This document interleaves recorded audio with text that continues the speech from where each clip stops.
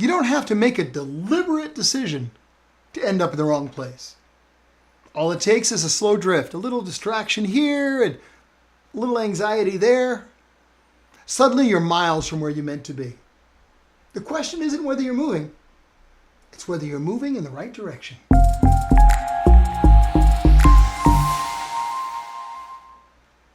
Hi, welcome back. Bishop Robert Gosselin from the Confessing Anglican Church here. And each morning you and I get together to examine the scriptures, not for information, for formation, transformation, the clarity and peace that only Christ can give. Do you see things out of focus, or do you see things with great clarity?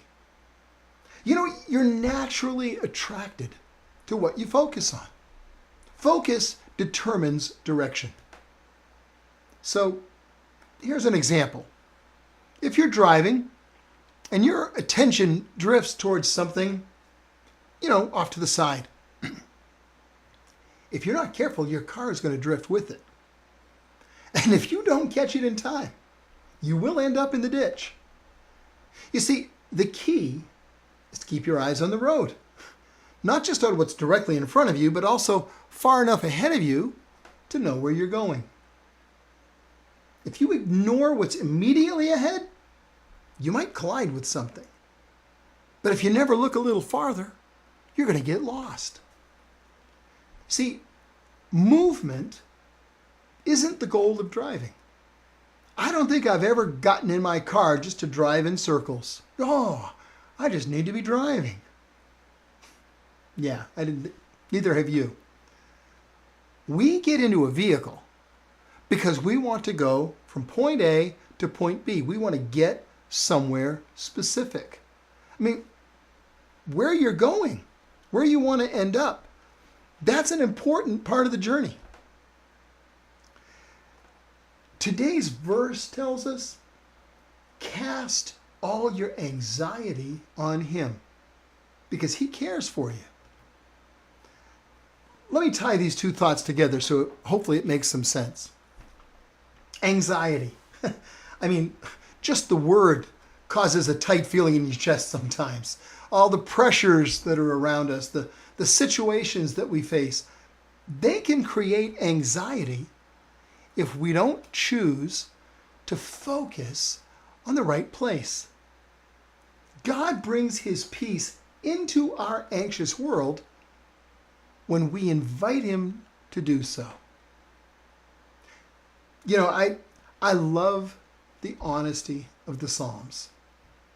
Not too long ago, I was reading Psalm 56. David, King David, the author of that psalm, he was having a rough day. His adversaries were walking all over him. They were twisting his words. They were spreading rumors, picking fights. They were just waiting for the opportunities to tear him down. David prayed with honesty. He said, though I am sometimes afraid, yet I will put my trust in you. Yeah, walking with God doesn't mean you're never afraid. I wish it did. That'd be great. Walking with God, it's a continual process of focus and faith. The time comes when we refuse to be distracted by the attacks, and we choose to focus on him, his call, his direction, his presence. When fears and anxieties present themselves, and they will, we just need to give them to God. That's why the verse says, cast all your anxiety on him. Why? Because he cares for you. Now, giving God our anxieties, it's easy. The problem is, it's also easy to take them back. Sometimes I feel like I'm giving God my cares with a yo-yo. Up to him, back to me. Up to him, back to me. I keep wanting to nudge the wheel, to take control, trying to manage the outcome. And truth is, I sometimes get afraid when I'm not in control. So I grab control back from him. I need to learn David's lesson. Maybe you do too. Though I am sometimes afraid, I will put my trust in you. Truth is, you and I really can cast all our anxiety on Jesus. And we can do it for one simple reason. He cares. He really does. Not vaguely or generally or theoretically. The verse doesn't just say he cares. It says he cares for you. You see, you are worth his care, his time, his attention, his effort.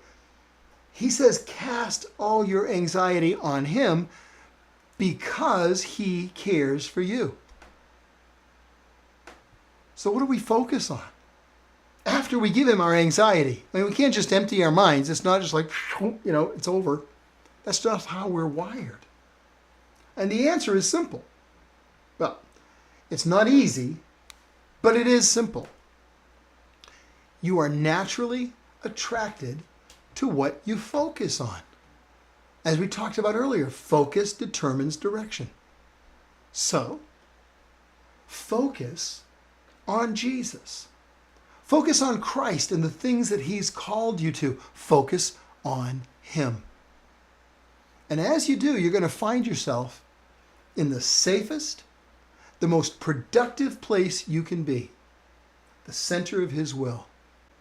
It's the place of power. It's the point where you and the cross of Jesus connect. The call of the disciple is to be who Christ calls you to be, where he calls you to serve, doing what he has gifted and equipping you to do. Don't let the issues of life distract you from his call and his purpose.